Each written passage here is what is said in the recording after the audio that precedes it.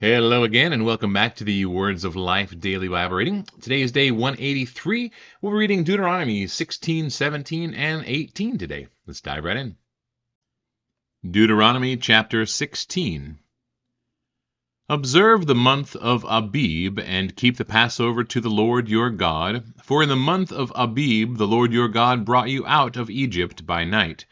And you shall offer the Passover sacrifice to the Lord your God from the flock or the herd at the place that the Lord will choose to make his name dwell there. You shall eat no unleavened bread with it.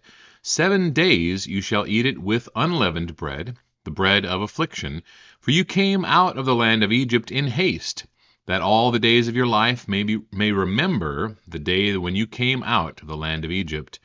No leaven shall be seen with you in all your territory for 7 days, nor shall any of the flesh that you sacrifice on the evening of the first day remain all night until morning. You may not offer the Passover sacrifice within any of your towns that the Lord your God is giving you, but at the place that the Lord your God will choose to make his name dwell in it. There you shall offer the Passover sacrifice in the evening at sunset at the time you came out of Egypt. And you shall cook it and eat it at the place that the Lord your God will choose, and in the morning you shall turn and go to your tents. For 6 days you shall eat unleavened bread, and on the 7th day there shall be a solemn assembly to the Lord your God. You shall do no work on it. You shall count 7 weeks. Begin to count the 7 weeks from the time the sickle is first put to the standing grain. Then you shall keep the feast of weeks to the Lord your God, with the tribute of a free will offering from your hand, which you shall give as the Lord your God blesses you. And you shall rejoice before the Lord your God, you and your son and your daughter, your male servant and your female servant, the Levite who is within your towns, the sojourner, the fatherless, and the widow who are among you, at the place that the Lord your God will choose to make his name dwell there. You shall remember that you were a slave in Egypt, and you shall be careful to observe these statutes. You shall keep the Feast of Booths 7 days, when you have gathered in the produce from your threshing floor and your winepress. You shall rejoice in your feast, you and your son and your daughter, your male servant and your female servant, the Levite, the sojourner, the fatherless, and the widow who are within your towns. For 7 days you shall keep the feast to the Lord your God at the place that the Lord will choose, because the Lord your God will bless you in all your produce and in all the work of your hands, so that you will be altogether joyful. 3 times a year all your males shall appear before the Lord your God at the place that he will choose, at the feast of unleavened bread, at the feast of weeks, at the feast of booths. They shall not appear before the Lord empty-handed. Every man shall give as he is able, according to the blessing of the Lord your God that he has given you. You shall appoint judges and officers in all your towns that the Lord your God is giving you, according to your tribes, and they shall judge the people with righteous judgment. You shall not pervert justice, you shall not show partiality, and you shall not accept a bribe, for a bribe blinds the eyes of the wise and subverts the cause of the righteous. Justice, and only justice, you shall follow, that you may live and inherit the land that the Lord your God is giving you. You shall not plant any tree as an Asherah beside the altar of the Lord your God that you shall make, and you shall not set up a pillar which the Lord your God hates. Deuteronomy chapter 17. You shall not sacrifice to the Lord your God an ox or a sheep in which is a blemish, any defect whatever, for that is an abomination to the Lord your God.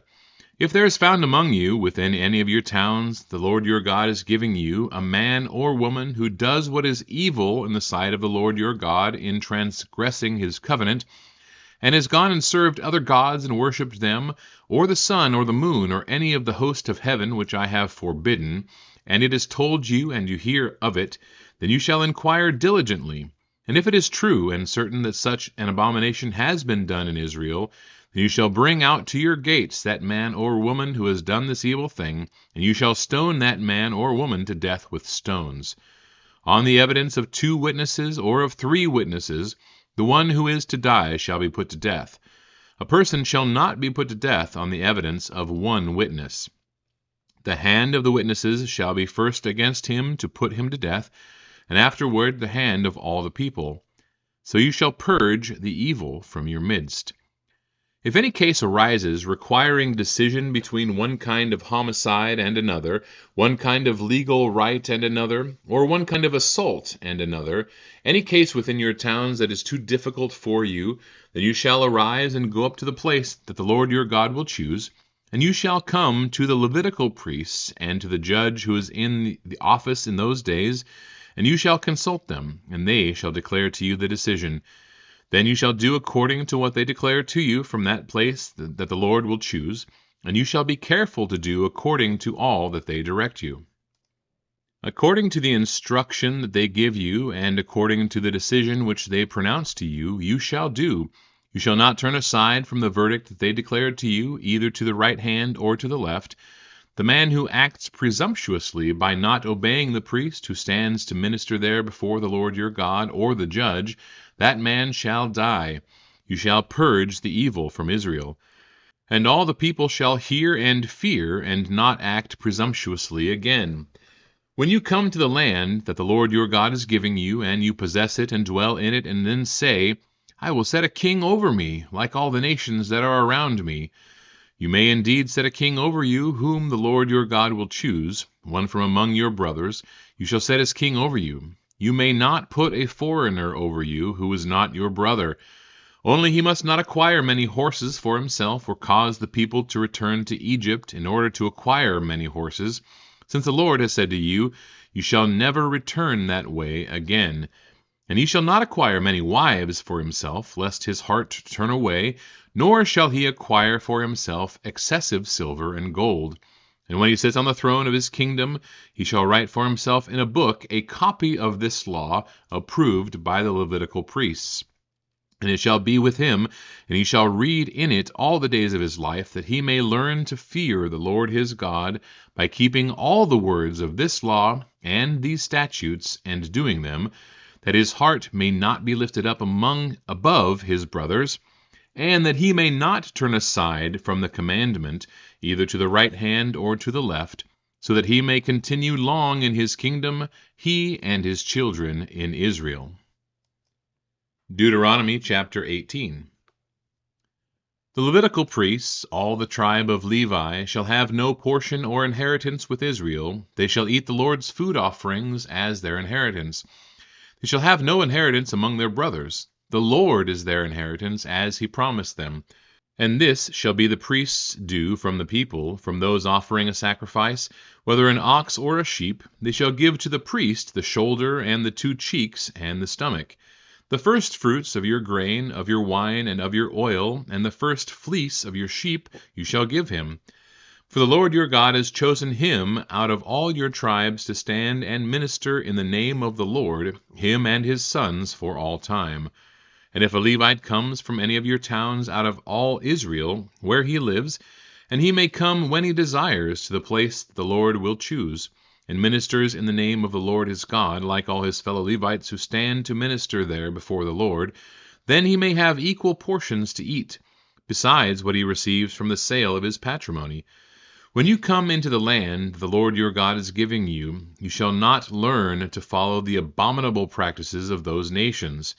There shall not be found among you anyone who burns his son or his daughter as an offering, anyone who practices divination, or tells fortunes, or interprets omens, or a sorcerer, or a charmer, or a medium, or a necromancer, or one who inquires of the dead. For whoever does these things is an abomination to the Lord, and because of these abominations the Lord your God is driving them out before you. You shall be blameless before the Lord your God, for these nations which you are about to dispossess listen to fortune-tellers and to diviners. But as for you, the Lord your God has not allowed you to do this. The Lord your God will raise up for you a prophet like me from among you, from your brothers. It is to him you shall listen, just as you desired of the Lord your God at Horeb on the day of the assembly, when you said, Let me not hear again the voice of the Lord my God, or see this great fire any more, lest I die. And the Lord said to me, They are right in what they have spoken. I will raise up for them a prophet like you from among their brothers. And I will put my words in his mouth, and he shall speak to them all that I command him. And whoever will not listen to my words that he shall speak in my name, I myself will require it of him. But the prophet who presumes to speak a word in my name that I have not commanded him to speak, or who speaks in the name of other gods, that same prophet shall die. And if you say in your heart, how may we know the word that the Lord has not spoken? When a prophet speaks in the name of the Lord, if the word does not come to pass or come true, that is a word that the Lord has not spoken. The prophet has spoken it presumptuously. You need not be afraid of him. All right, that wraps up our reading for today, everybody. Thanks again for tuning in. Love to hear your thoughts, comments about the book of Deuteronomy so far. One of the observations that I've been making is that the book of Deuteronomy appears to be an easier read, in that not every single one of the details about the sacrifices and everything is being repeated, just the general principles involved.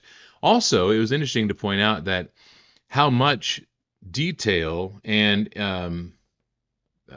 need for God instilled in the people, even in the land itself. It said it was the hill country, and it would be taken care of by God, not by agriculture, drains and watering themselves manually. God would take care of it. He would also cut it off if they were not obeying Him. But instilling in His people the need to look to Him is something that we all need to strive towards. Learning how to rely on God, look to Him for everything we need, and trust in Him that He will take care of us and bless us just like He did with His people that we're reading about in Deuteronomy. So anyway, just some thoughts. Hope it has inspired you to continue to read and continue to learn from the Word of God. God bless you all, and we will see you tomorrow.